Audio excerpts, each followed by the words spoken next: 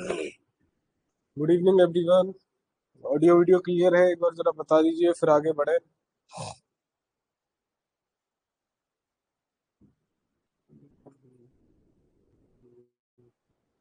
आज तो क्लास में कोई भी नहीं है।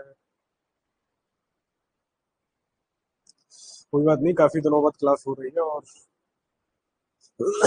1 मिनट वेट कर ले रहा हूँ, उसके बाद में फिर मैं शुरू करूंगा आपका। लेक्चर नंबर 5 है आज। और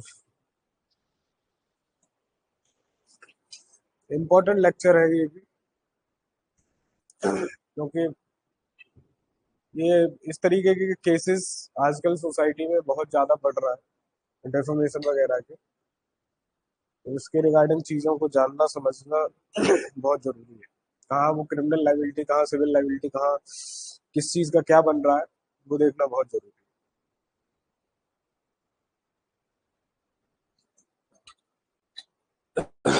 चलिए, थोड़ी डाउन है आज।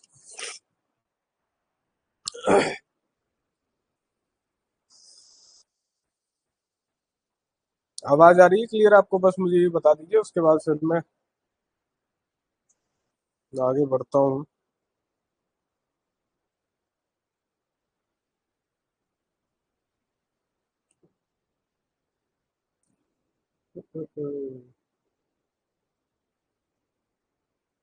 किसी का मैसेज नहीं आ रहा है कोई?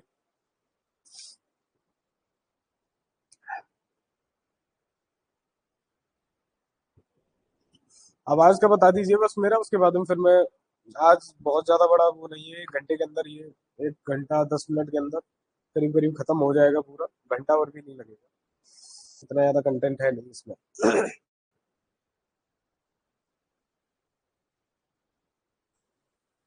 मेरी आवाज आ रही है आप लोगों को? बता दीजिए जरा। ओके।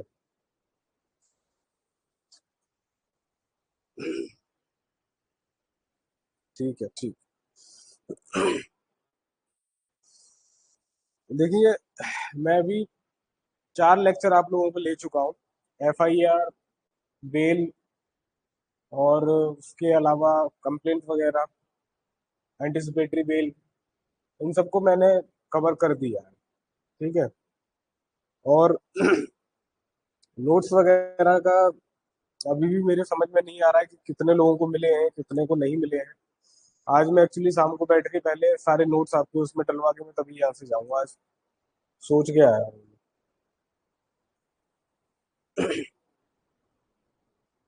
ठीक है।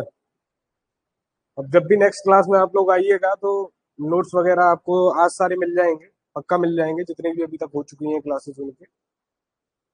तो जो भी आपकी प्रैक्टिस वगैरह के लिए जितना मैंने आपको बताया है, उससे रिलेटेड जो भी चीजें हो आपकी, जो भी क्वेश्चंस वगैरह हो, एक पूरा फ्रेम अपना बना के लाइएगा, किसी भी कहानी को उसमें एडजस्ट करके। ठीक है, ताकि कहीं कोई अगर गलती हो रही होगी, कहीं कुछ समझ नहीं आ रहा होगा, तो मैं उसे क्लियर कर सकूँ।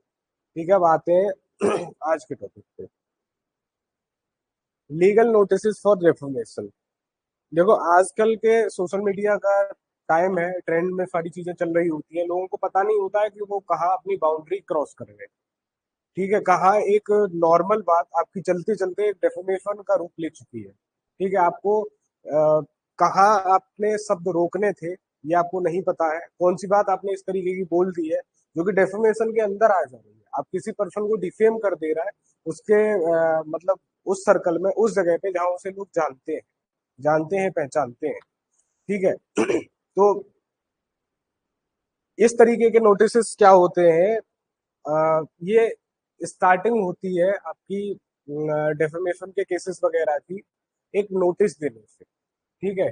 नोटिस हमारे इसलिए दिए जाते हैं कि अगर मान लीजिए, अब अदालतों में वैसे भी पेंडेंसी बहुत ज्यादा है, और अगर और ज्यादा लिटिगेशन अगर बढ़ा दिए जाए, ठीक है, तो और उनका फिर उनके ऊपर समस्या है, सत्यानाश वैसे ही हो रहा है सब कुछ, एक और समस्या इनके ऊपर आके पड़ेगी। तो इसलिए क्या है कि एक ही बीच का रास्ता पहले से निकाल के रखा हुआ है कि आप पहले नोटिस दीजिए, वो व्यक्ति आगे अपना अगर जो भी उसकी गलती है उसे मान रहा है, आपकी बातें सुनने के लिए तैयार है, ठीक है, आपसे माफी मांगने के लिए तैयार है, और भी जो आपकी रिक्वायरमेंट है उनके हिसाब से अगर वो आपसे माफी मांग रहा है, ठीक है, तो उस मामले को वहीं आप खत्म करते हैं। ठीक है, तो इसलिए ये जो लीगल नोटिस होते हैं डेफोमेशन वगैरह के, ये दिए जाते हैं ताकि अननेसेसरी किसी भी मैटर को बहुत ज्यादा आगे न बढ़ाए। तो अगर सामने वाली पार्टी अगर मानने के लिए तैयार है कि हाँ भाई हमने गलती की है, जितना बोलना था, जो हमने लिखा था, वो एक बाउंड्री को क्रॉस करके आगे जा चुका है, क्योंकि डेफर्मेशन के अंदर अगर ये चीजें आ रही है, ठीक है, तो मैं माफी मांगने के लिए इसमें तैयार हूँ। ठीक है, या फिर और भी जो अगर आपने कहीं कुछ पब्लिश कर रखा है तो उसे मैं वापस लेने के लिए तैयार हूँ, उस पोस्ट को हटाने के लिए तैयार हूँ, सोशल मीडिया वगैरह पे अगर कहीं कुछ डाल रखा है तो। ठीक है, और अपनी अपोलॉजी भी मैं पब्लिकली देने के लिए तैयार हूँ। इस तरीके की कुछ डिमांड उसमें रखी जाती है। ठीक है, जब ये नोटिस के बाद में जब नेगोशिएशन होते हैं उसमें।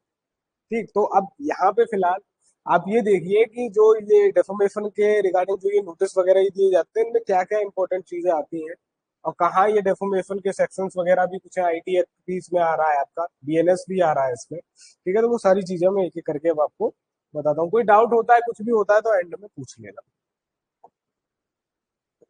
सबसे पहली चीज है कि what is defamation. Defamation is the act of making false statements about a person और entity that damages their reputation in the eyes of others. ठीक है, तो एक सेकेंड।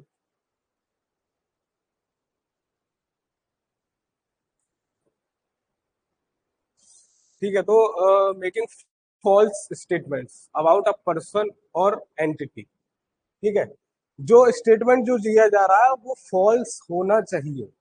कोई ऐसा नहीं है कि आप अगर आपने कोई सही चीज बोली है, किसी व्यक्ति ने कोई गलती की है और उस गलती को आपने अगर पब्लिकली बोल दिया, वो डेफोमेशन में नहीं जाएगा। उसे डिफेम मतलब डिफोमेशन में आप लेके नहीं जा सकते। ठीक है, अगर किसी व्यक्ति ने कोई ऐसी चीज बोली है जिसका उससे कोई सरोकारी नहीं है, जिसका उस पर्टिकुलर व्यक्ति से कोई लेना देना ही नहीं है, जिसने वो गलती की ही नहीं है, इस तरीके से आप समझिए अगर कोई गलती का अगर कोई मामला आ रहा है उसमें। ठीक है, और उसकी इज्जत पे फालतू में एक कीचड़ उछाला जा रहा है कि इस तरीके का काम इस व्यक्ति ने किया, मान लीजिए पब्लिकली ह्यूमिलिएट कर रहा है किसी पर्सन को, कुछ भी है, इस तरीके की चीजें अगर कहीं अगर बीच में आ जा रही है, ठीक है, और उसमें जो स्टेटमेंट जो दिया जा रहा है वो फॉल्स स्टेटमेंट दिया जा रहा है किसी पर्सन के रिगार्डिंग या फिर किसी एंटिटी के रिगार्डिंग, जो उसकी रेपुटेशन को जो है वो डैमेज कर रहा है दूसरे लोगों की निगाह में।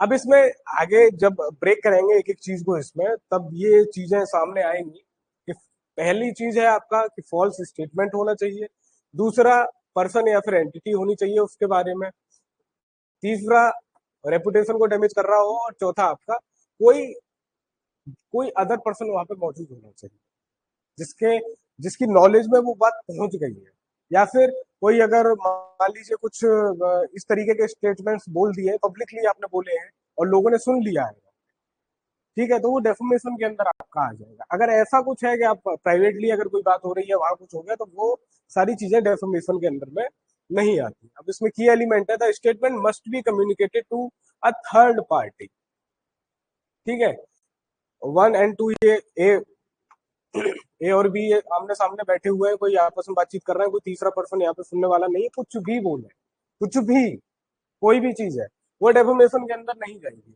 यहाँ कोई third person C D E कोई ना कोई एक व्यक्ति यहाँ पे मौजूद होना चाहिए, तब वो चीज जा करके आपकी डेफोमेशन में कन्वर्ट होगी। Third party and must be false, दूसरा फॉल्स होना चाहिए, causing harm to the subject reputation, जो पर्सन है उसकी रेपुटेशन को वो हार्म कर रहा होना चाहिए। ठीक है, तो ये आपके 4 पॉइंट है।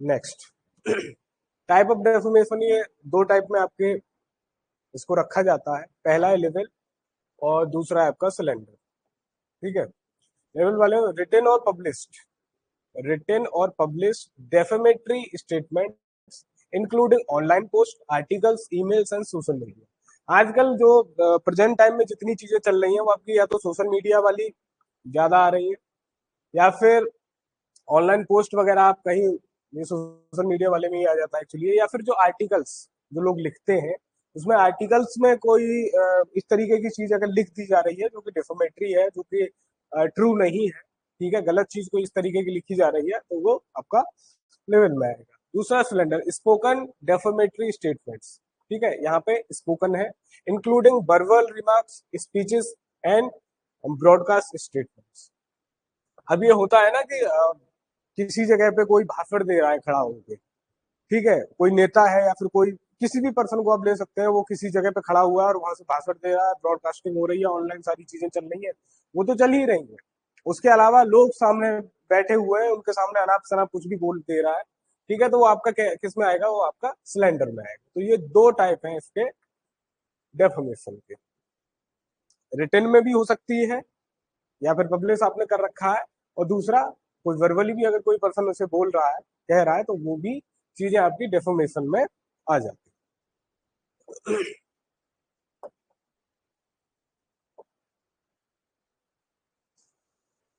जो चीजें मैंने अभी आपको पहले बताई थी, इसेंशियल एलिमेंट्स में आपके वही है। स्टेटमेंट जो है वो फॉल्स होना चाहिए था, स्टेटमेंट मस्ट बी अनट्रू। कोई भी आपने अगर ट्रू बात अगर बोल दी है तो वो आपकी डेफर्मेशन में किसी तरीके से नहीं जाती है, ठीक है। इवन उसने, उस पर्सन ने वो सारी चीजें, वो सारी बातें सोसाइटी से छुपा के रखी हुई है, ठीक है, पर आपको पता चल गया, आपको मालूम है कि ये चीज ट्रू है और आपने बोल दी, तो वो डेफर्मेशन में नहीं जाएगी। वो नहीं चाहता था कि सोसाइटी में किसी को और को पता चले। आपने अगर सही बात बोली है तो डेफर्मेशन में नहीं जाएगी। बट ऐसा है, कोई अनट्रू अगर फैक्ट आपने बोल दिया है, ठीक है, तो अनट्रू होना चाहिए वो, तब वो जाकर के आपका डेफर्मेशन में कन्वर्ट होगा। पब्लिकेशन में क्या है, communicated to at least one third party. जो भी पब्लिश किया जा रहा है, कुछ भी है, कोई एक एक सिंगल बंदा या तो सुन ले, ठीक है, या फिर पढ़ ले उस चीज को। ऐसा नहीं है कि उसने छाप के अपने पास रखे हुए हैं कुछ, कहीं किसी ने पढ़ाई नहीं है, कोई मतलब भी नहीं है उसका, तो वो डेफर्मेशन में आपका नहीं आए, जब तक कि उसे कोई किसी थर्ड पार्टी के नॉलेज में वो सारी चीजें नहीं पहुंच जाती है। नेक्स्ट है आपका identification. The victim must be identified. ऐसा नहीं है कि कुछ भी चल रहा है। अब किसी एक पर्टिकुलर एंटिटी के पीछे अगर आप पड़े हुए हैं, अब उसे आइडेंटिफाई अगर आप कर पाए, ठीक है, जैसे किसी पर्सन को ले लीजिए कि कोई बहुत बड़ा विचारक रहा है कोई पहले, ठीक है, और लोग जो है उसके बारे में जानते हैं, ठीक है, पता है कि हाँ इस तरीके की कोई एंटिटी रही है, उसे पहचानते हैं, उसे आइडेंटिफाई उसे किया जा सकता है कि हाँ ये पर्सन इस टाइम पीरियड में यहाँ पे ये रहा है। और उसके बारे में अगर कोई इस तरीके की चीज बोली जा रही है, कही जा रही है, फिर मतलब पब्लिश की जा रही है, तो फिर वो भी आपकी डेफर्मेशन में आ जाती है। अगला, हार्म, डैमेज टू रेपुटेशन और अदर लॉसेस, ठीक है। अब जैसे अभी का है, बहुत सारी चीजें ऑनलाइन चल रही हैं कि किसी भी महान पुरुष के बारे में, किसी के बारे में कुछ भी बोल दिया जा रहा है, ठीक है, तो वो सारी चीजें भी आपकी डेफर्मेशन के अंदर में आ जाती है।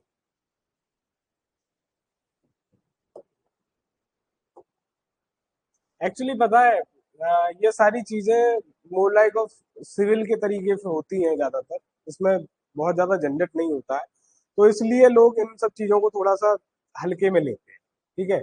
बट अगर इसमें मेहनत करके अगर काम किया जाए, तो इसमें जिस भी व्यक्ति ने ये सारी चीजें की है, जो भी डेफर्मेशन करके बैठा हुआ है, उस व्यक्ति को काफी लॉसेस इसमें झेलने पड़ सकते हैं। पब्लिकली ह्यूमिलिएशन भी उसे झेलना पड़ सकता है, क्योंकि जब कोर्ट के सामने सारी चीजें जाती है, कोर्ट जब चेक कराता है फैक्ट्स वगैरह, ठीक है, तो उधर से भी फिर ऑर्डर आते हैं कि हाँ जाइए आप माफी मांगिए इससे, ठीक है। इसीलिए इनिशियली जब आपको नोटिस दिया जा रहा है, अगर इस तरीके की कोई गलती हुई है, तो वही अपनी स्वीकार करिए, ठीक है, और आगे बढ़िए।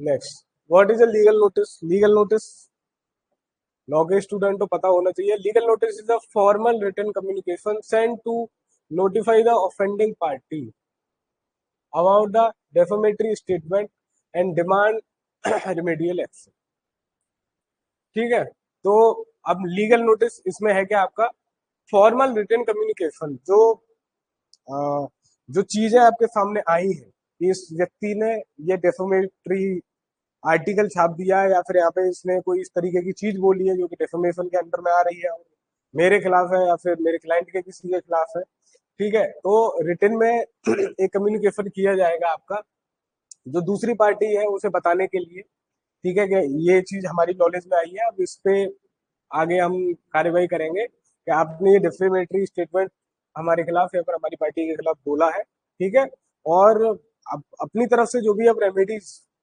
जो आप सीख करना चाहते हैं कि आप आके पब्लिकली माफी मांग लीजिए, या फिर जो आपने ये सब चीजें सोशल मीडिया पे या कहीं डाल रखी है उसे वहां से हटा लीजिए। तो इस तरीके की चीजें आप अपनी तरफ से इसमें लिख के भेजते हैं। ठीक है, पर्पज क्या है? Inform the defendant about the defamatory content. जो उसने बोल दिया था ऐसा नहीं है कि उस पर्सन को पता ही नहीं है।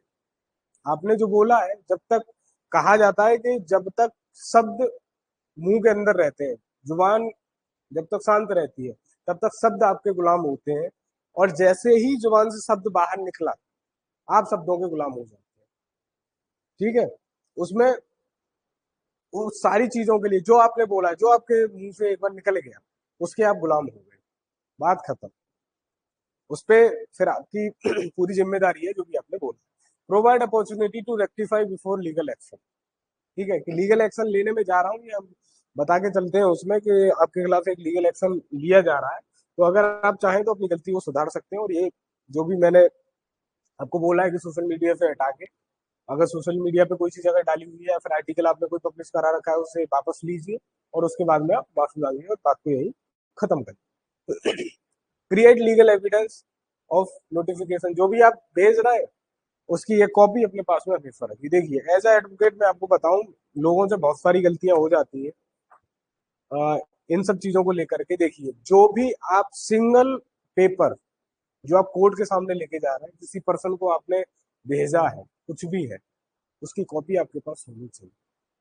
डेट डाल के, प्रॉपर पार्टी डाल के, टाइम डाल के, कब भेजा था, कहाँ क्या हुआ था, क्यों भेजा था, तो सारी डिटेल आपके पास होनी चाहिए। आज से 10 साल बाद भी अगर मुझसे अगर आगे कोई पूछे कि ये आपका ये क्लाइंट था, मैं इसी तरीके से काम करता हूँ कि ये आपका ये क्लाइंट था, इस टाइम पीरियड में ये रहा है, क्या चला है आपको, उसका पूरा रिकॉर्ड आपके पास में होना चाहिए। ठीक है, क्योंकि ये फाइलें 10-10 20-20 साल बाद भी खुल जाती है कई बार। ठीक है, और आपने अगर रिकॉर्ड मेंटेन करके नहीं रखा हुआ है तो अभी तो मान लीजिए अदालत में आपने कोई एप्लीकेशन डाली है फोटोकॉपी करा के, या फिर सामने से कॉपी लेके और आप बहस कर देंगे या फिर जो भी है अपना मुकदमा लड़ लेंगे, लेकिन 4 से 10 साल बाद, 20 साल बाद अगर उस फाइल की दोबारा से जरूरत पड़ी कहीं पे, तो आप कहाँ ढूंढेंगे? ठीक है, तो उसके रिगार्डिंग ये है कि भाई हर एक पेपर की, जो भी आप काम कर रहे हैं, उसकी एक फोटोकॉपी अपने पास जरूर रखिए। इवन जो अपना वकालतनामा भी आप लगा रहे हैं ना, उसकी भी फोटो आपके पास होनी चाहिए। मतलब उसकी भी एक कॉपी आपके पास होनी चाहिए, ताकि कल को कई बार ऐसा हो जाता है कि वकालतनामा वगैरह अगर इधर उधर मिस हो जाए, कोर्ट में भी कई बार हो जाता है ऐसा कि अगर उसे नत्थी करके नहीं रखा हुआ है, उसे संभाल के नहीं रखा हुआ है उसमें, तो निकल जाता है। पर आप कोर्ट कैसे मानेगा कि इसमें आपका वकालतनामा लगा हुआ था, क्या था? अब आपके पास में वो एक कॉपी है ना, उस कॉपी को अब आप दिखा सकते हो, वो वैलिड रहेगी आपकी। ठीक है, तो इसलिए जो भी आप काम कर रहे हो, इसी का नहीं, किसी भी फील्ड का, सब उसमें एक एक कॉपी अपने पास जरूर। ठीक है, तो ये लीगल एविडेंस को भी क्रिएट करने में ये काम आता है, तो कि हाँ भाई, हमने उन्हें चांस दिया था कि पहले कर लें अपना जो भी है, सेटलमेंट वगैरह करके छुट्टी करें, ताकि इसे हम आगे न बढ़ाएं। पर उन्होंने नहीं माना, इसलिए फिर कोर्ट के सामने ये सारी चीजें लाई जा रही। वाइस अंडर लीगल नोटिस, क्यों? रीजन, प्री लिटिगेशन एक तो रिक्वायरमेंट होती है, often legally required before filing a lawsuit. हर उसमें मैंडेटरी होता है कि आप सामने वाली पार्टी को बताएंगे। ठीक है, अगला कॉस्ट इफेक्टिव होता है इसमें, may resolve dispute without expensive litigation. ठीक है, जितना कोर्ट कचहरी में आप जाके खर्चा करेंगे, वो सारी चीजें वो बच जाती है आपकी, अगर पार्टी पहले ही अपनी गलती मानने के लिए तैयार है। ठीक है, अगला demonstrate seriousness, shows you are prepare to take legal action. अगर आपने नोटिस भेजा है तो मान लिया जाएगा कि पहली सीढ़ी आप चढ़ चुके हैं, आप आगे बढ़ चुके हैं, अब इसके बाद में आप लीगल एक्शन ही लेंगे। ठीक है, अगर वो पार्टी अगर अपनी बात को मान के और आगे अगर नहीं बढ़ रही है, तो अपना अपनी गलती मान के और जो भी माफी मांगनी है, कंटेंट हटाना है, वो नहीं कर रही है, तो फिर उसके बाद में लीगल एक्शन ही होगा। Create record, establish timeline evidence for court. हमने तो इस टाइम इनको बताया था, मौका दिया था, नहीं आए, उन्होंने कोई रिप्लाई नहीं दिया, इसलिए यहाँ पे हम कोर्ट के सामने आए। ठीक है, तो जो भी पर्सन अगर कोर्ट के सामने अगर जा रहा है, तो एक्चुअली एज एडवोकेट मैं आपको बताऊं, पेपर की जितनी ज्यादा मजबूती आपकी रहेगी, जितना कंटेंट मतलब जो भी आप काम कर रहे हैं, पेपर पे जितना आप मजबूत रहेंगे, जितना ज्यादा से ज्यादा काम है आपका, अब वर्बली जो भी कोर्ट में बोल रहा है वो ठीक है, वो अपनी अलग है, ठीक है, पर जो आप रिटर्न में दे रहे हैं वो यहाँ से लेकर के सुप्रीम कोर्ट तक हर जगह उसकी व्याख्या अलग अलग तरीके से की जाएगी। ठीक है, तो हर एक शब्द को इस तरीके से लिखना चाहिए, इस तरीके से सारे काम करने चाहिए, तो इस तरीके का रिकॉर्ड बनाना चाहिए कि लोअर कोर्ट से लेकर के और सुप्रीम कोर्ट तक अगर कहीं भी कोई चीज अगर पढ़ी जा रही है, देखी जा रही है, तो हाँ उसमें लगे कि मेहनत की गई है इसमें, और ये ऐसे ही किसी मामले को लेकर के काम नहीं हुआ है। ठीक है। Next, when to send a legal notice. अब देखिए, लॉ में भाई टाइम पीरियड बड़ा इंपॉर्टेंट है। ठीक है, हर चीज का टाइमिंग इसमें दे रखी है, इसमें भी काफी चीजें सर्कल के अंदर लाने की कोशिश की गई है। When to send legal notice, immediately after discovery, as soon as you become aware of the defamatory statement, जैसे ही आपको पता चला, ठीक है, आप तुरंत इमीडिएटली जो है इस पे खुद को आगे लेके आइए, लीगल नोटिस भेजिए। ठीक है, उसमें आप लेट न करें। दूसरा, before filing lawsuit, required in many jurisdictions before proceeding to court. ठीक है, कोर्ट में जाने से पहले अगर आपने पहले नहीं भेज रखा है तो वो आपको भेजना ही पड़ेगा।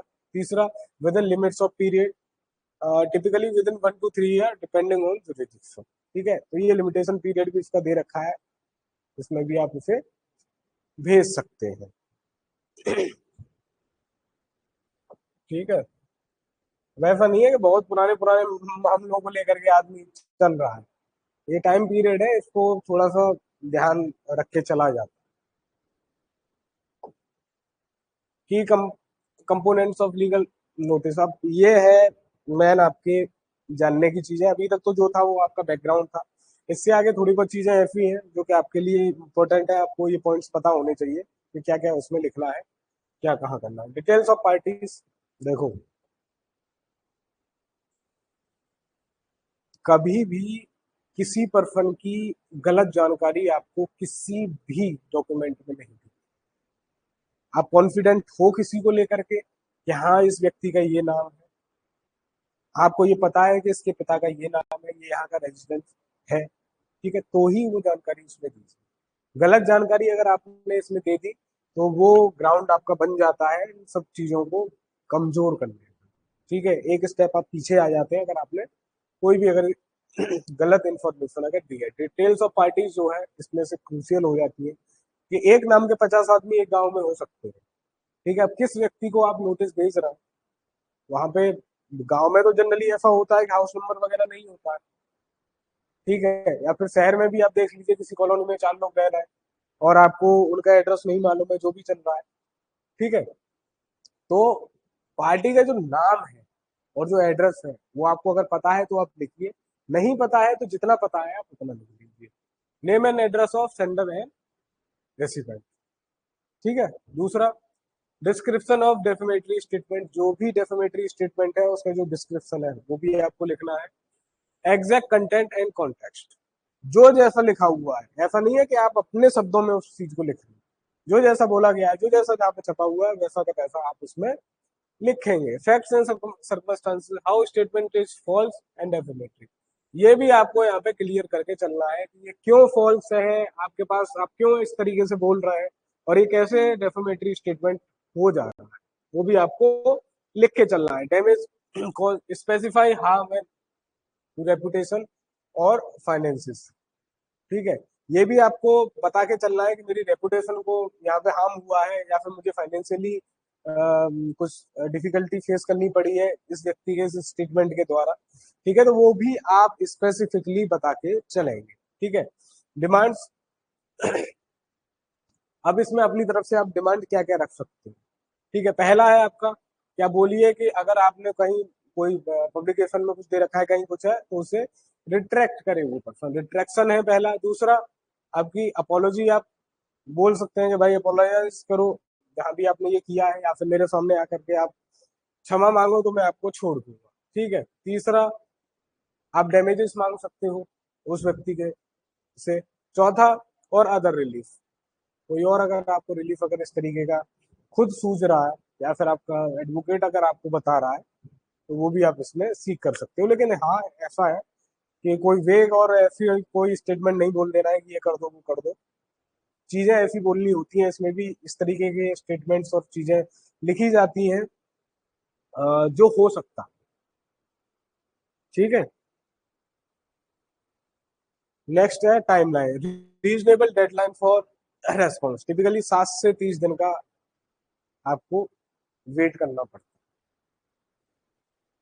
ठीक है। अब ऐसा नहीं है कि आज आपने नोटिस दिया और कल आप कोर्ट के सामने पहुंच गए। नोटिस देने के बाद में 7 से 30 दिन का आप वेट करिए। ठीक है। जनरली 1 महीने का ही टाइम पीरियड हम लोग रखते हैं कि 1 महीने में अगर जवाब आ रहा है, कोई भी चीज आ रही है तो ठीक है, अगर नहीं आ रहा है तो फिर हम अपना आगे का कोर्स ऑफ एक्शन इसमें देखेंगे कि अब हमें क्या करना है।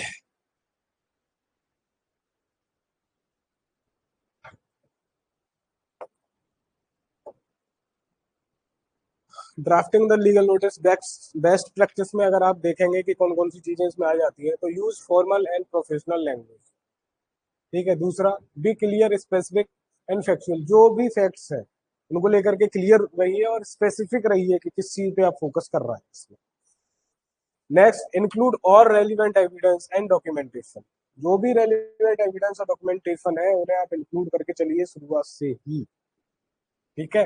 नेक्स्ट, स्टेट लीगल प्रोविजंस, जो भी लीगल प्रोविजंस उसमें वायलेट हो रहा है उसके बारे में आपको सारी चीजें इसमें लिख के चलनी है।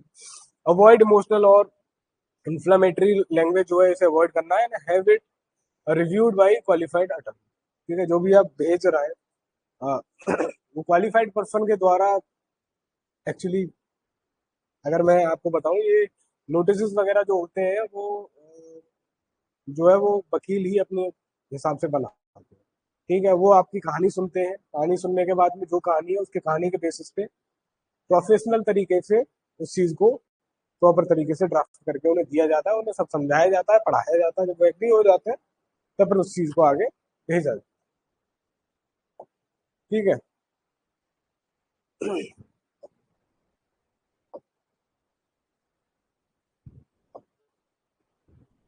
भारतीय न्याय संहिता में अगर आप देखेंगे, देखिए सेक्शंस वगैरह को लेकर के थोड़ा सा मुझे भी अभी कंफ्यूजन है। ठीक है। तो जो नोट्स में बनाऊंगा उसमें मैं आपको प्रॉपर तरीके से सारे सेक्शंस वो उसमें मेंशन कर दूंगा, लेकिन इसमें आपकी जो डेफिनेशंस वगैरह है वो प्रॉपर आपकी लिख रखी है। ठीक है।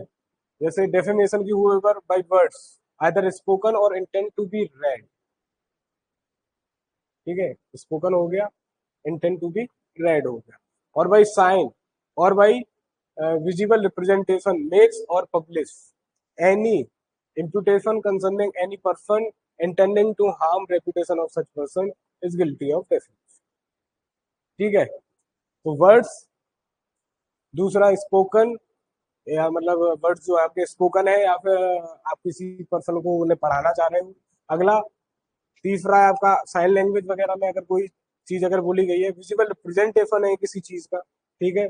मेक और publish any imputation concerning any person intending to harm reputation of such person guilty of defamation।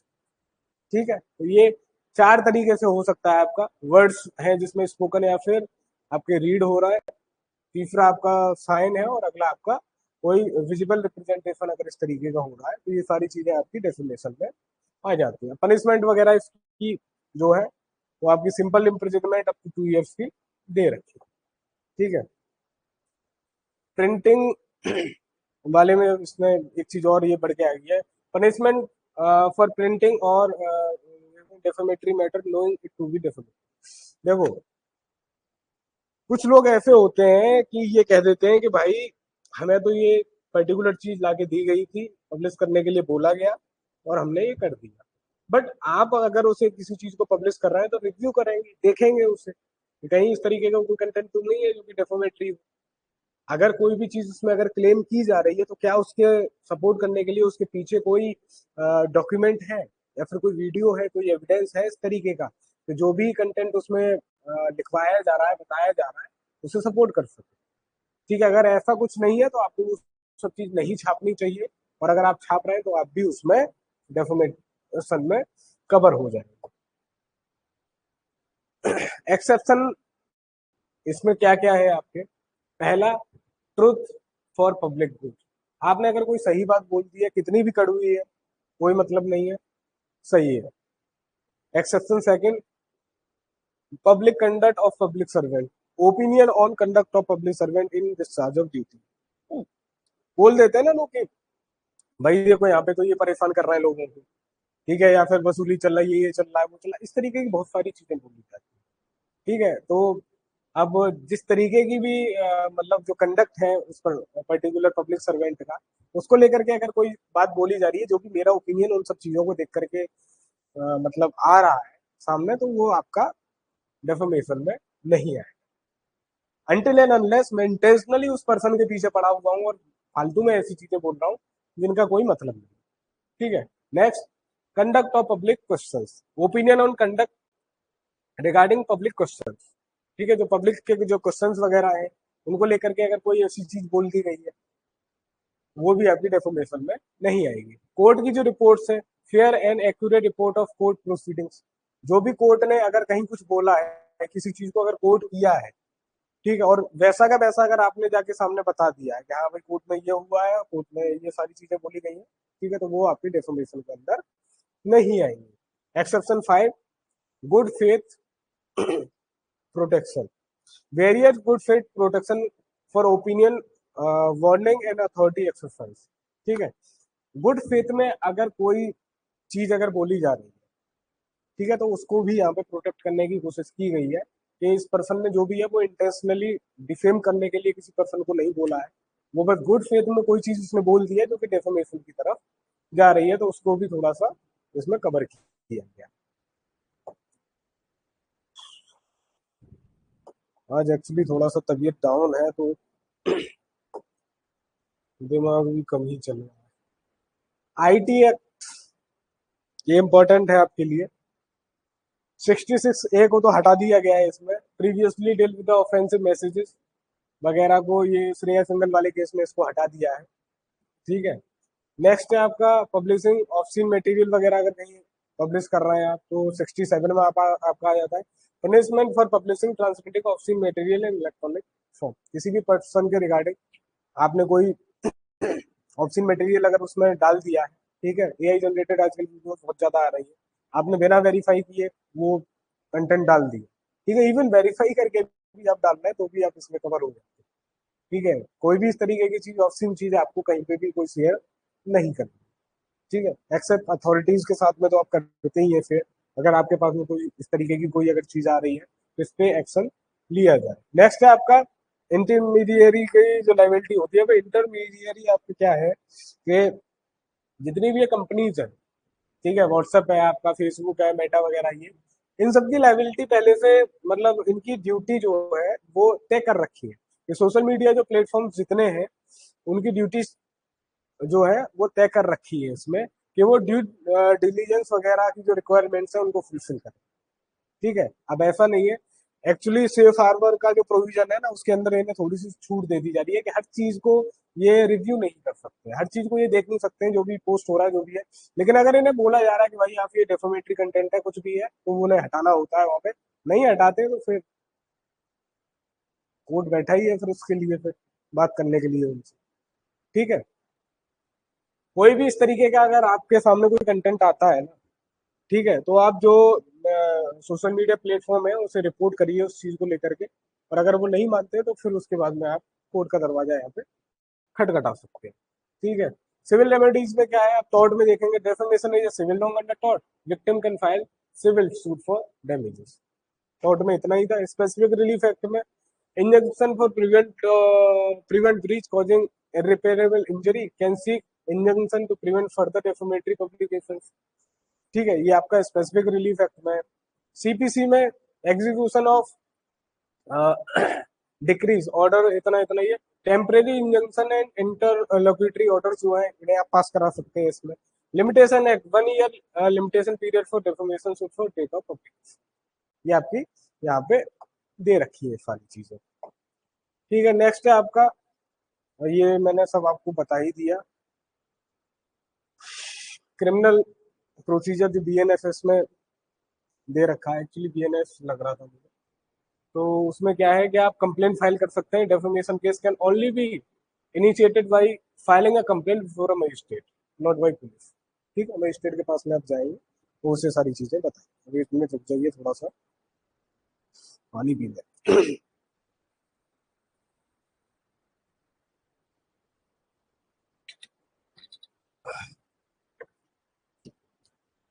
Cognizance defamation is a non cognizable bailable and compoundable offence है ये, ठीक है। तो नॉन कॉग्निजेबल पहली चीज वेलेबल भी है, इतना ज्यादा सीरियस नहीं है, और कंपाउंडेबल भी है कि आप अपने बातचीत करके भी इसे खत्म कर सकते हैं। लीगल नोटिस रिक्वायरमेंट क्या है इसकी?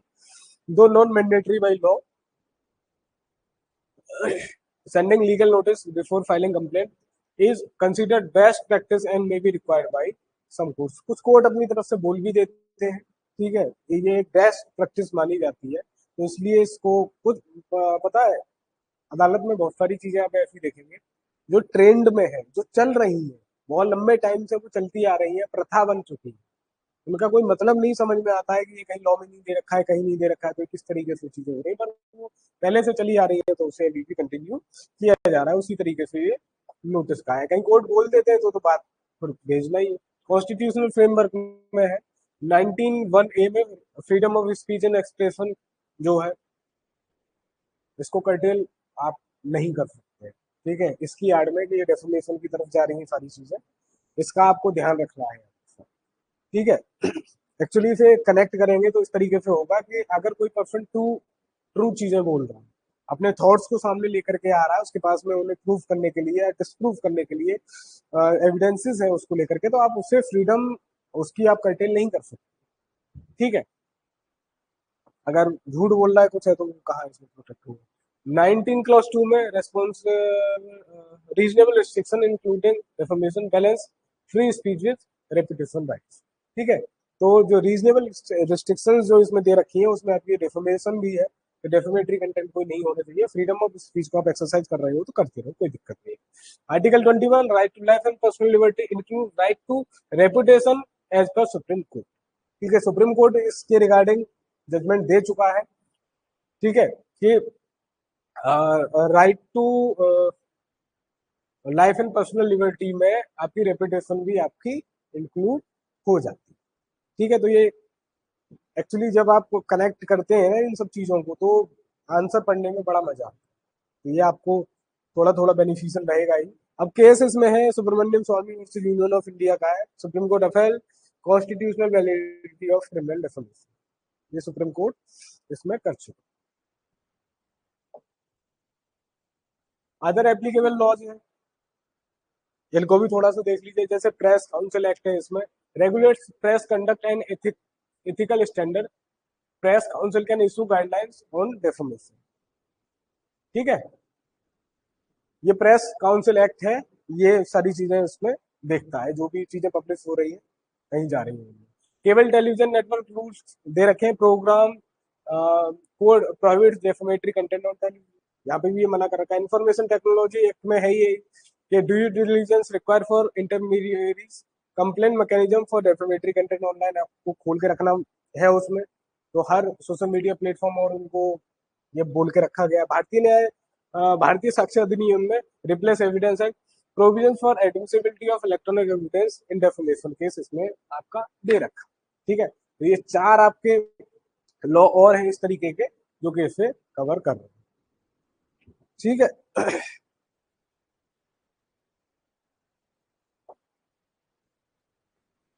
अब देखिए ये लीगल नोटिस का फॉर्मेट है, देख लीजिए। नेम एंड एड्रेस सबसे पहले, फ्रॉम किसके द्वारा ये दिया जा रहा है वो आएगा, name and address of sender through advocate, ठीक है, वो आप लिखेंगे। Subject legal notice for defamation, आपको लिख के चलना है जो आप कर रहे हैं, वो सब बता के चलेंगे। Under instruction from my client, advocate अगर लिख रहा है इन सब चीजों को कुछ कर रहा है तो ये चीज सबसे शुरुआत में हमें लिख के चलनी पड़ती है कि under the instructions from my client I serve you the legal notice under the following provision, जो भी प्रोविजंस है उन्हें आप कोड कर दीजिए। अब इसके बाद में आपका आता है जो दूसरी चीज है, वो आपके आते हैं फैक्ट्स, जो भी है डिस्क्राइब डेफेमेटरी स्टेटमेंट जो डेफोमेटरी स्टेटमेंट आपको लग रहा है वो यहाँ आप उसे डिस्क्राइब करिए। डेट बताइए कौन से, प्लेस बताइए कहाँ हुआ है, मीडियम ऑफ पब्लिकेशन ये भी आप इसमें डिस्क्राइब करके चलिए फैक्ट्स के साथ में, कब हुआ, कहाँ हुआ और क्या हुआ। ठीक है।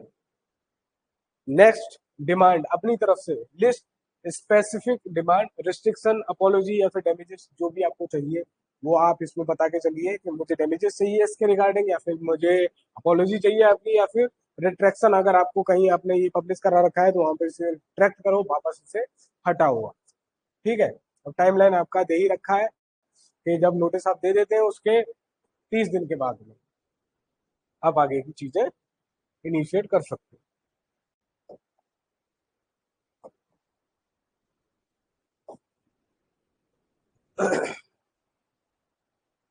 कॉमन जो चीजें जो क्लाइंट की तरफ से जो बोली जाती है, रिट्रैक्शन पहली चीज, रिमूवल और विड्रॉल ऑफ डेफेमेटरी स्टेटमेंट जो है उसे हटाओ आप। दूसरा, public apology, return apology in similar forum and defamation, जहां आपने ये सब चीजें की है जिस फोरम पे की है वही आप अपॉलॉजी अपनी पोस्ट करिए। ठीक है, ये है। नेक्स्ट है आपका monetary damages compensation, harm and losses जो भी आप जो वो पर्सन सफर किया है वो क्लेम कर सकता है। नेक्स्ट है injunction order preventing further defamatory statements, आप ये भी इसमें डिमांड अपनी रख सकते हैं। तो ये 4 चीजें हैं जिनमें से चीजें इसमें मांगी जाती है। How to send, registered post से भेज दो, ईमेल कोरियर से भेज दो, ये तो कोई भी तरीका है। पर्सनल डिलीवरी भी अगर आप कर देते हैं तो कोई दिक्कत नहीं है।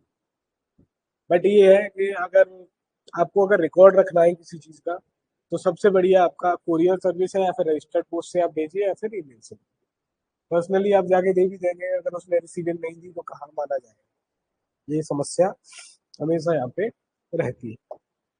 Next, timeline after sending notice, ये मैंने बता ही दिया, 30 दिन का होता है। If no response, proceed with filing civil और क्रिमिनल कंप्लेंट एज अप्रोप्रिएट, जो आपको ठीक लग रहा है वो करिए। If response receive, evaluate statement options और proceed based on adequacy of response, जो रेस्पॉन्स आया उसके हिसाब से फिर आपको अपनी आगे की रणनीति इस पे तैयार करनी है। अगर मानने के लिए तैयार है तो ठीक है, नहीं मानने के लिए तैयार है तो फिर हम जैसे चल रहे थे वैसे चलेंगे। पॉसिबल रेस्पॉन्स जो आते हैं, compliance, recipient agree to demand, जो भी रिट्रैक्शन है या फिर अपोलॉजी है, जो भी डैमेजेस आप मांग रहे हैं वो देने के लिए तैयार है। पहला तो ये है। दूसरा, पार्शियल कंप्लायंस पे भी अब नेगोशिएट करने पे आ सकता है पर्सन यहाँ पे। काउंटर नोटिस आपको दिया जा रहा है कि रेसिपेंट डिनाइज एलिगेशन एंड में थ्रेटन काउंटर एक्शन अपनी तरफ से वो लेने के लिए बोल सकता है। अगला आपका no response, proceed to formal legal proceeding. ठीक है। Next, common defence to defamation, truth या justification the statement for substantially true, ये अपनी तरफ से आपके पास अगर कोई एविडेंस है कुछ भी आप पेश कर दीजिए। ठीक है। Fair comment, honest opinion on matters of public interest, अगर आप किसी पर्सन ने पब्लिक इंटरेस्ट के किसी मैटर पे अपना ऑनेस्ट ओपिनियन अपनी साइड से रखा है, आपका डेफिनेशन में वो नहीं जाएगा। जो उसने बताना था, जो सही था, जो उसकी निगाह में सही था वो उसने बताया। ठीक है, तो वो चीजें इसमें नहीं आएंगी, फेयर कमेंट होना चाहिए। अगला, privilege statement made in parliament, court और ऑफिशियल प्रोसीडिंग, ये प्रिविलेज में आपका इन्हें डाल दिया गया है। पार्लियामेंट के अंदर कोई भी चीज बोली जा रही है इंफॉर्मेशन के अंदर नहीं आएगी। कोर्ट के अंदर कोई चीज अगर बोली जा रही है, ठीक है, कोर्ट में तो काफी चीजें आ जाती है वैसे, मतलब अगर लीग से हटके बहुत कुछ हो जा रहा है तो। बट वैसे अगर कुछ मतलब सामने आमने सामने से चेयर से हमें कुछ पूछा जा रहा है, हमसे चेयर को कुछ अगर बोला जा रहा है, ठीक है, कहीं हमें कुछ गलत लग रहा है, हम अपनी तरफ से बोलते हैं कि सर यहाँ पे ये गलती हो रही है, काम इस तरीके से नहीं हो पा रहा है। ठीक है, या फिर हमें ये लगता है कि कहीं कुछ त्रुटि हुई है न्यायालय की तरफ से, तो वो भी हम वहां पे बताते हैं कि यहाँ पे ये गलती हुई है, तो वो सब चीजें आपकी डेफिनेशन के अंदर में नहीं आती है। अगला, consent, the plaintiff consent to publication. ठीक है, जो भी आपका जो प्लेंटिव है उसकी कंसेंट आपको लेनी पड़ती है उससे पहले, तभी आप कोई नोटिस वगैरह इस तरीके का दीजिए, नहीं तो कई बार आदमी वकील खुद फंस जाता है। नेक्स्ट, लीगल रेमेडीज क्या है for defamation, compensatory damages for actual loss and harm to reputation, वो आप क्लेम कर लीजिए। Punitive damages to punish malicious conduct को अगर पनिश करने के लिए तो प्यूनिटिव डैमेजेस आप सीख कर सकते हैं। Injunction, court order to stop further publication, ये कर सकते हैं। या फिर criminal prosecution in jurisdiction with criminal defamatory laws के अंदर भी आप जा सकते हैं। ये चार आपके पास में ऑप्शन इसमें हमेशा खुले रहे। स्पेशल कंसिडरेशन ऑनलाइन डेफर्मेशन वगैरह को लेकर के, एक्चुअली ये थोड़ा टॉपिक इस तरीके का है ऑनलाइन डेफर्मेशन वगैरह वाला, यहाँ लोगों को समझ में नहीं आता है वो कहाँ बाउंड्री क्रॉस करते हैं। ठीक है, तो ये देखना थोड़ा सा जरूरी है। सोशल मीडिया पोस्ट को screenshot evidence identify platform and account, जो भी है सोशल मीडिया पे अगर कोई पोस्ट की गई है उसका स्क्रीनशॉट लीजिए आप। ठीक है, प्लेटफॉर्म का पता होना चाहिए कौन से प्लेटफॉर्म पे क्या है क्या नहीं। आजकल एक्चुअली ऐसा है ना कि वो समझ में आ जाता है। व्हाट्सअप का है तो ग्रीन कलर का ऊपर वो आ रहा होगा कुछ ना कुछ इस तरीके का, इंस्टाग्राम का है तो रेड कलर का कुछ बीच में आ रहा होगा, फेसबुक का है तो ब्लू कलर का कुछ आ रहा होगा। ईमेल से अगर कोई चीज, मतलब ईमेल पे तो वहां तो नहीं जाता, स्नैपचैट पे अगर कुछ तो आपका येलो कलर का कुछ आ जाएगा। ठीक है, वो आउटलाइन वगैरह उसमें आ जाती है तो उससे समझ में आ जाता है कि कौन सा प्लेटफॉर्म है और आप अपनी तरफ से भी इसे बता देंगे। Next, anonymous accounts may require legal proceeding to unmask identity. अब पेज बना लेते हैं लोग, ठीक है, कुछ भी उसमें बकवास किए जा रहे हैं, तो जो अनोनिमस अकाउंट है उनके भी खिलाफ आप ये प्रोसीडिंग शुरू कर सकते हैं। आपको नहीं पता है कौन है क्या है, कोई मतलब नहीं है, अकाउंट आप बता दीजिए इस अकाउंट से यहाँ पे सारी चीजें चल रही है। बाकी जो साइबर वाले हैं अपना वो सब खोद के निकाल लेते हैं सब माहिर। कोई डेटा आपने कभी भी कहीं पे अगर आपने सर्कुलेट किया, आज का बता दे रहा हूँ मैं आपको, इस चीज ध्यान रखना, अपनी कोई भी पर्सनल चीज अगर आपने किसी भी सेफ्टी अकाउंट में, मतलब जैसे होता है ना कि गूगल पे ड्राइव पे हमने अपलोड कर दी, ठीक है, या फिर कुछ ऐप आते हैं इस तरीके के जो कि कंटेंट वगैरह को लॉक करके रखते हैं, या फिर आपने अपने फोन में कभी कोई फोटो ली है, कुछ भी है, ये कोई भी चीज कभी भी डिलीट नहीं होती है। ठीक है, ये एक बार अगर कोई चीज अगर कैप्चर हो गई है वो किसी ना किसी फॉर्म में अवेलेबल रहेगी। ठीक है, और उसे निकालने में माहिर होते हैं ये साइबर वाले, इन्हें इसी की ट्रेनिंग मिली हुई होती है। ठीक है, कोई भी अगर ऐसा कंटेंट है जो पहले हटाया जा चुका है, कुछ है, कुछ भी ऐसा है, वो सब ढूंढ के निकाल, बट उसकी भी एक समय सीमा होती है। एक्चुअली इतना ज्यादा डेटा आजकल अपलोड हो रहा है, इतना ज्यादा डेटा डाउनलोड हो रहा है, तो एक टाइम पीरियड ऐसा होना चाहिए, महीने भर के अंदर, 2 महीने के अंदर, 6 6 महीने तक का वो निकाल लेते हैं, कोई उसमें समस्या नहीं है। ठीक है, प्लेटफॉर्म की लाइबिलिटी क्या है, में है limited liability under safe harbour clause जो बना रखा है। एक्चुअली देखो, सेफ हार्बर क्लॉज के रिगार्डिंग भी मैं थोड़ा सा आप लोगों को बता दे रहा हूँ। ये कोई भी कंपनी हमारे यहाँ पे अगर बिजनेस कर रही है इंडिया में, ठीक है, तो क्रिमिनल लाइबिलिटी से एक तो उसे छूट दी जाती है। ठीक है, और इस तरीके के रूल्स बनाए जाते हैं कि जो कंपनीज वगैरह हैं, जो ये इंटरमीडियरी जितने हैं ये, इनको थोड़ा सा मतलब बिजनेस करने में आसानी हो, उनके ऊपर इतनी ज्यादा लाइबिलिटी नहीं डाल दी जाएगी कि आपको सोशल मीडिया प्लेटफॉर्म पे अगर कुछ भी अगर कंटेंट अगर डाल दिया गया इस तरीके का तो आप लाइबल होंगे। कैसे कर पाएंगे, इतना सारा कंटेंट इधर उधर जाता है। लेकिन हाँ, उनकी जो लाइबिलिटी सेट की गई है, जब आपको बताया जा रहा है आप उसे रिमूव करें, कोई अगर फ्लैग कर रहा है उस चीज को तो उसे आपको देखना है, ये सारी जिम्मेदारियां हैं। अगर नहीं करते हैं तब वो फिर इस पूरे फ्रेम में डेफोमेशन वाले में और अपनी ड्यूटी है उसे फुलफिल ना करने में उन्हें आप कोर्ट के सामने लेके आ सकते हैं। नेक्स्ट है rapid spread, act quickly as content spread fast online. ठीक है, कोई भी चीज अगर आजकल के टाइम में तो आपको पता ही है कहीं भी कुछ भी डाल दो इतनी जल्दी वायरल होता है, कुछ पता नहीं है। उसी तरीके से फिर आप अपोलॉजी वगैरह जो भी डलवा रहे हो, कुछ भी करवा रहे हो, ठीक है, वो भी उसी अकाउंट से और उसी उससे डलवाई है। ठीक है, हैशटैग करके डाला, ये करके डाला, वो करके डाला, ये भी सारी चीजें फिर, तो ये है आपका जो ऑनलाइन डेफोमेशन है उसके रिगार्डिंग, ये आपको प्रॉपर तरीके से पता होना चाहिए। और एक चीज और, कंटेंट अगर कोई इस तरीके का अगर पब्लिक डोमेन में आपको अगर दिखाई दे रहा है उसे फ्लैग जरूर करिए। ठीक है, इंटरमीडिएरी जो भी है, जो प्लेटफॉर्म का मालिक है, जो प्लेटफॉर्म चला रहा है, उसकी ड्यूटी है कि उस कंटेंट को वहां से हटाए अगर आपको कोई डेफोमेटरी कंटेंट अगर इस तरीके का दिखाई दे रहा है अपने खिलाफ या फिर किसी भी पर्सन के खिलाफ।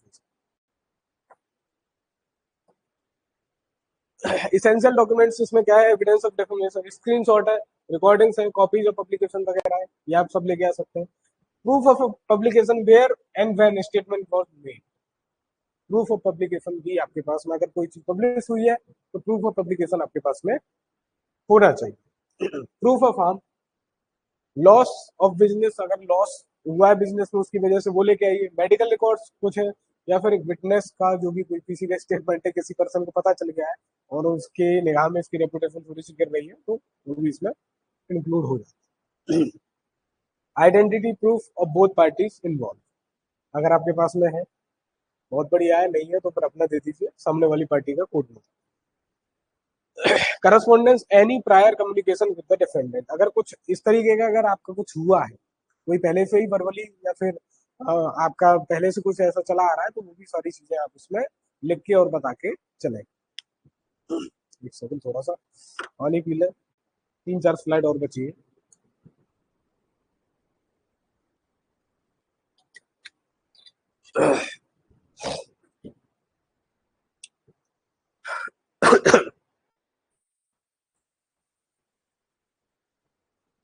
Cost involve, attorney fee from drafting and sending notice, ये मांग ली जाती है, जिसको भेज रहा है ना उसी से बोलेंगे कि इसका पैसा देगा तू हमें लाके, तुझे ये नोटिस भेजा जा रहा है, तुझे बताया जा रहा है, तेरा काम हम कर रहे हैं, उसके भी पैसे हम उसमें जोड़ के भेजते हैं, 2151 जो भी होता है।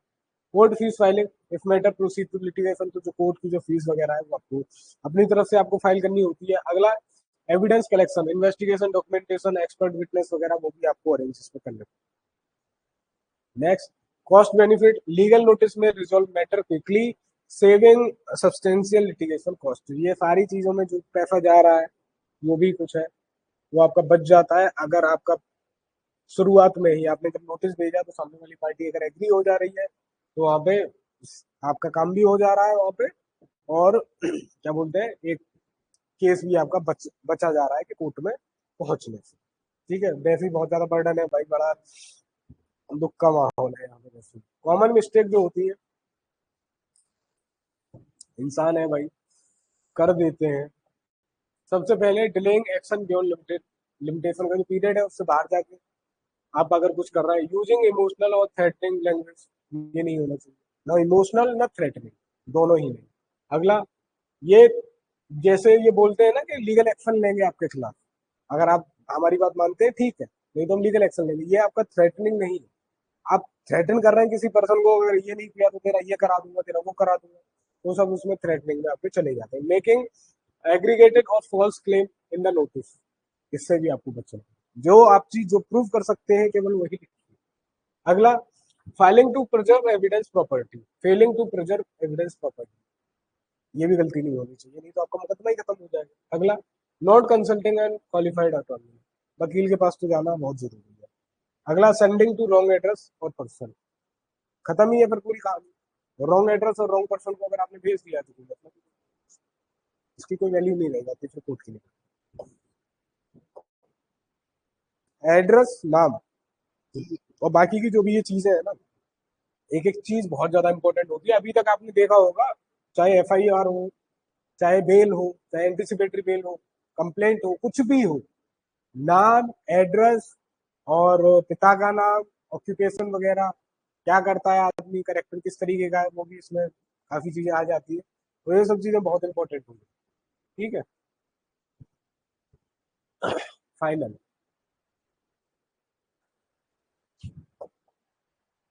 Legal notice are crucial first step in definition. अगर आप के सामने कोई डेफिमेटरी कंटेंट आया है या फिर आपने कोई चीज इस तरीके की सुनी है, तो नोटिस देना, लीगल नोटिस देना, ये आपकी पहला स्टेप है डेफिमेशन के केस को शुरू करने के लिए। Next, they provide opportunity to resolve with litigation, resolve without litigation. आपने अपनी तरफ से नोटिस भेजा है तो उसमें आप रास्ते खोल के भेजते हैं कि अगर आप मानने के लिए तैयार हैं, ठीक है, पोस्ट अपने आपने कर रखा है, पोस्ट आप हटा दीजिए वहां से, ठीक है, और अपोलॉजी अपनी डाल दीजिए, बस इतना ही चाहिए मुझे। या फिर कोई आपका अगर फाइनेंशियल लॉस वगैरह कुछ हुआ है तो वो आप उसमें मेंशन करके चलते हैं, तो रास्ते यहाँ तक तो आपके खुले रहते हैं। Must be properly drafted with all essential elements. कोई पॉइंट आपका छूटा नहीं होना चाहिए, कोई पॉइंट आपका फालतू नहीं लिखा होना चाहिए, वेग लैंग्वेज नहीं होनी चाहिए, प्रॉपर तरीके से आप उसे ड्राफ्ट करें। नेक्स्ट, डॉक्यूमेंट एवरीथिंग एंड जो भी आपके पास है वो सब चीजें आपको लिखनी है उसमें, जो भी एविडेंसेस वगैरह है उन्हें आप प्रेजेंट करें। ठीक है, ये भी आपकी duty. Next, consult legal council for best result. कौन सी चीज को किस तरीके से बताना है, एक्चुअली पता है अ, ये बोला जाता है कि अगर वकील ने अगर कोई काम किया है, अब थोड़ा सा मैं वैसे बता दे रहा हूँ आपको कि अगर एफआईआर अगर वकील ने लिखी है और उस एफआईआर में भी अगर सजा ना हो तो उस वकील को वकालत नहीं करनी चाहिए, ये मेरे बॉस का कहना है। ठीक है, ड्राफ्टिंग आपकी इस तरीके की होनी चाहिए, जो कंटेंट जो चीजें मैं बता रहा हूँ कि ये काम आपको नहीं करना है या फिर ये काम आपको करना है, ये नाम आपको पता होना चाहिए, ये आपको जो भी इसमें इंपॉर्टेंट चीज है वो आपको पता होना चाहिए, जो आप लिख रहे हैं उसमें एक एक चीज आपकी ट्रू होनी चाहिए और उसे प्रूफ करने के लिए आपके पास फैक्ट्स होने चाहिए, एविडेंसेस होने चाहिए उसके रिगार्डिंग। ठीक है, तो इस तरीके से लिखिए और ऐसे प्रेजेंट करिए चीज को कि जो क्लाइंट है और या फिर जो कोर्ट के सामने जिसकी भी चीजें जा रही है वो बस अब देखने के बाद यही कहे कि हाँ इस मैटर में तो सजा होनी ही होनी है। एक एयर टाइट कंपार्टमेंट आपको बनाना पड़ता है। ठीक है, next, act promptly with limitation period. जो भी लिमिटेशन पीरियड है आपको वो ध्यान में रखना है और जल्दी से जल्दी, जैसे ही आपके नॉलेज में कोई चीज आ जा रही है तुरंत के तुरंत आप जाके और अपने काउंसिल को बताइए या फिर उस पर कोई ना कोई एक्शन आप लीजिए और लीगल नोटिस वगैरह अपना भेजिए। Protecting your reputation is your right under law. कुछ राइट्स ऐसे होते हैं जो किसी भी तरीके से छीने नहीं जा सकते। ठीक है, डिग्निटी के साथ किसी पर्सन को रहना है, उसकी रेपुटेशन इसमें बहुत ज्यादा इंपॉर्टेंस रखती है। ठीक है, और मैं आपको बता दूं 50% से ज्यादा मुकदमे जो अदालतों में चल रहा है, ठीक है, वो मूछ के ही सवाल पे चल रहे हैं या फिर कोई बात बुरी लग गई है उसकी वजह से चल रहा है। तो सिविल वाले में ज्यादातर जो मैटर आते हैं, मतलब आप अगर उसे छोड़ दें प्रॉपर्टी वगैरह के मैटर्स को, तो वैसे जितने भी आते हैं वो इसी पे आते हैं। इवन जो क्रिमिनल कोर्ट्स में भी ज्यादातर जो मैटर चल रहे होते हैं इस तरीके के, ठीक है, तो वो भी इसी वजह से आगे बढ़ते हैं क्योंकि उन्हें कोई बात बुरी लग गई है, उनके हिसाब से कोई चीज नहीं हो रही है। ठीक है, तो protecting your reputation is your right under law. Law इसको आपका राइट बना रहा है कि अपनी रेपुटेशन को आप प्रोटेक्ट करके रखें। ठीक है, जो काम आपने नहीं किया है वो चीज आपके मत्थे नहीं मरी जानी चाहिए। ठीक है, तो इस तरीके के राइट्स आपको इसमें दे रखे हैं। ठीक है, ये था आज का आपका क्लास। अब 1 मिनट रुक के और मुझे जरा जवाब दे दो, किस किस को जो जितना मैंने अभी तक पढ़ाया है उसमें से क्या क्या आपको मिल चुका है, आपके ग्रुप वगैरह में डाल दिया गया है। अगर कुछ नहीं डाला है, कोई चीज बची हुई है तो अभी यहाँ पे मेंशन कर दो, आज मैं डलवा के जाऊँ।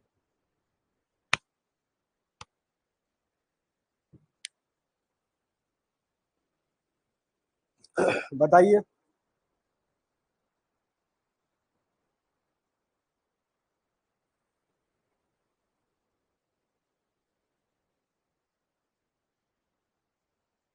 कंटेंट आपको कुछ मिला है पीडीएफ वगैरह? नहीं मिला है तो फिर कैसा बताइए, पूरा ही डलवाऊं फिर मैं?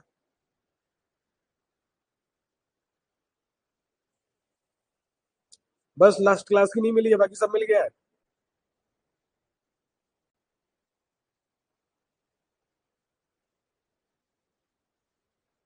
चलो लास्ट क्लास की मैं डलवा दूंगा, और बताओ।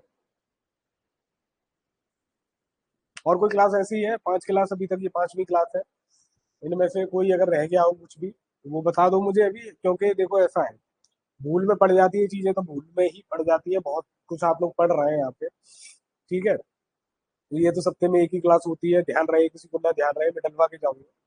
जो लास्ट उसकी क्लास की पीडीएफ है वो मैं भी डलवा के जाऊंगा, और कुछ रह गया है तो वो भी बता दूंगा। आज वाला जो ये है इसे मैं प्रॉपर तरीके से बना के कल डालूंगा।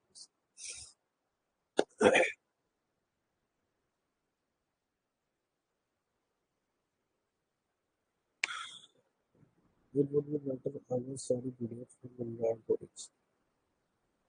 सारी पीडीएफ ठीक है, सारी पीडीएफ में डलवा देता हूँ, उनसे बोलता हूँ भाई अभी डालूंगा मैं यहीं से, एक्चुअली कंटेंट में भेजता रहता हूँ और भी क्लासेस में ले रहा हूँ, तो उसमें भी मेरा कंटेंट प्रॉपर तरीके से चला जाता है। ये ड्राफ्टिंग वाली क्लास में ही थोड़ा सा कभी कभी हो जाता है कि ग्रुप में मैं जहाँ भेजता हूँ वहां से उठा के केवल डालना है। ठीक है, कभी कभी भूल जाते हैं, कभी रह जाती है कोई चीज, कभी मैं डलवा दूँ। ठीक है, सारी पीडीएफ जो भी है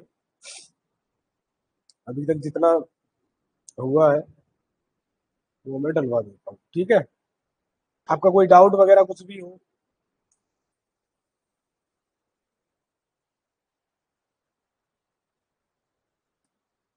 बता दीजिए।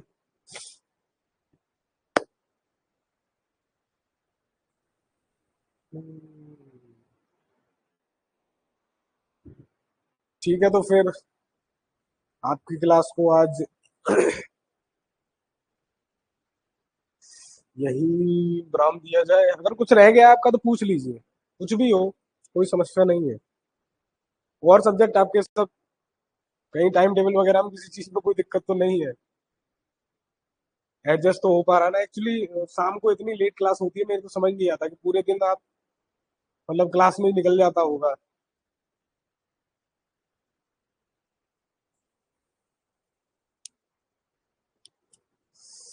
क्या ठीक है, यही टाइम है आपका, मेहनत मेहनत अपनी कर लीजिए। जो भी है, अगर कोई क्वेश्चन अगर आपका कुछ रहता है, आप सामने आके क्लास में भी पूछ सकते हैं, कोई समस्या नहीं है इस तरीके की।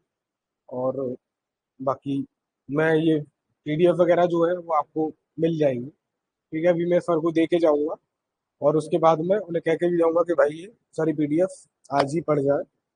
ठीक है, जो भी आपके ग्रुप होंगे उनमें आ जाए। अब क्लास को यही एंड कर रहा है, बहुत टाइम हो गया। कंटेंट इससे ज्यादा था भी नहीं इसमें।